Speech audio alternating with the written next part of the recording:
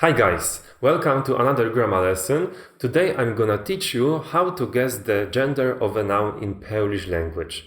This lesson will be divided into two parts. The first part will be an introduction to this topic, and in the second part I will teach you how to guess the gender. Okay? So let's have a look on the first part. Firstly, I would like to explain to you the vocabulary. Okay? So in English language we have two words. Sex and gender. The first word, sex, in English means the activity people are doing, and also it means if somebody is male or female biologically. So if you film a form and you see in the form the sex column, you have to put there female, male or female, okay? And the second word, gender, in English language means male or female or maybe another gender, but as the identity socially. So somebody identifies as a gender. Okay, so that's the meaning of the gender word in English, and also the gender word is used in grammar as in the grammatical aspect. So if a noun is masculine or feminine, then in English we use the word gender. The situation looks different in Polish language. The word sex we use only for the activity. So you cannot ask somebody what is his or her sex. To ask about the sex, you have to use another word, płeć. So when you fill a form and you see in the form the word płeć, then the question is about your biological sex, if you are male or female, okay? And for the grammar aspect, we have another third word, rodzaj. So when we are talking about the gender of a noun in Polish language, we use this word, rodzaj. But this word may be used also in different situations, not only as the grammatical aspect. The word rodzaj also means kind or sort.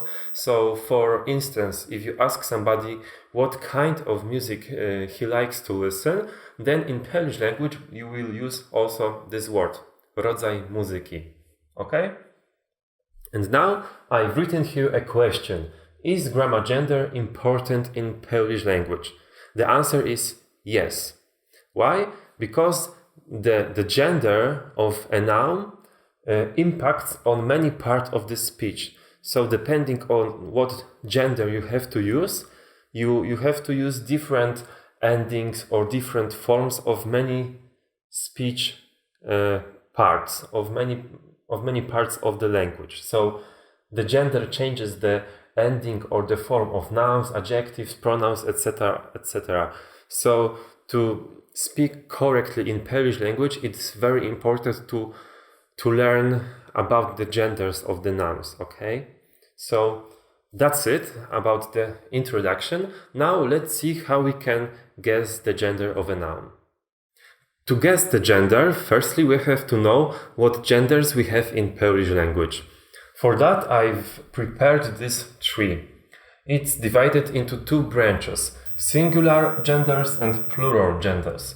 So in singular branch we have three genders: męski, masculine, żeński, feminine, and nijaki, neuter.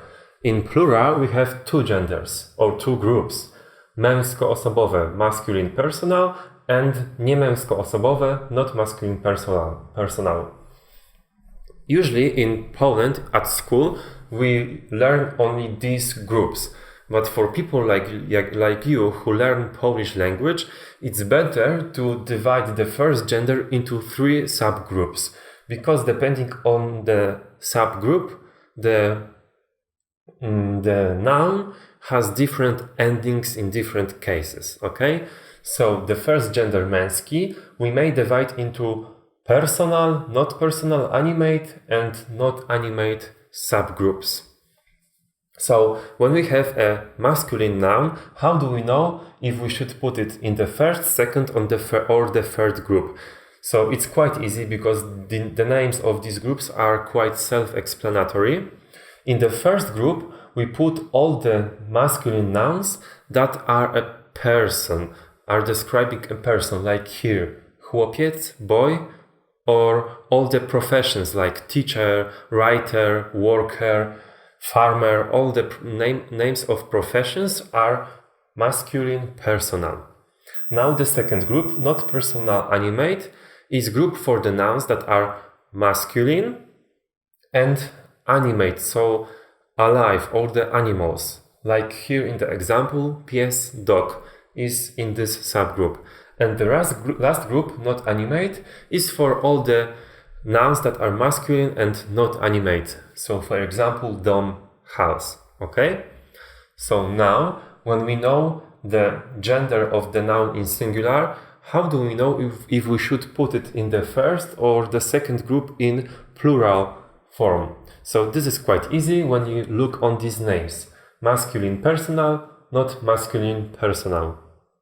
So all the nouns that are in this subgroup, when you create the plural form, you put them here, and the rest, so this subgroup, and these two groups, you put in the last group in plural, okay? So it's quite easy. So now you know all the genders in Polish language.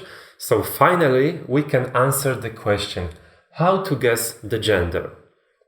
One important thing, we will guess the gender in nominative case. It's very important because when you have a noun in different cases, then these nouns have different endings in different cases. And we are going to guess the gender based on the ending of the noun. So if you want to guess the gender, make sure that the noun is in nominative. All the nouns that are in the dictionary are in nominative case. Okay? So let's look on the tips for masculine. Usually when a noun ends with a consonant, it's masculine, usually. Then, when a noun ends with owca or ista, it's also masculine. Here you have examples. Kierowca, driver, and programista, programmer. Also there are exceptions like tata, dad, or mężczyzna, men.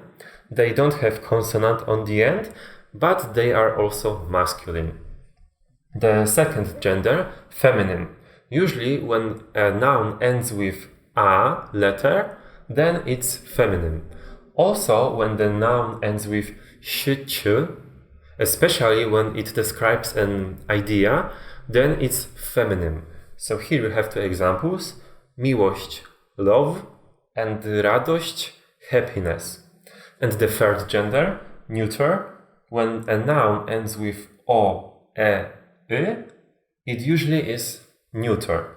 Also when it ends with the origin from Latin words, like museum, it also is a neuter gender. Okay? And here, when you have a noun which ends with ch, ny, sh, j, it usually is masculine or feminine. Okay? But there is no rule. You just have to guess or check in the dictionary. And apart from that, there is a lot of exceptions. Unfortunately, it's just impossible in Polish language to know the gender or to guess the gender with 100% certainty. There is just no rules. Some nouns has a random gender.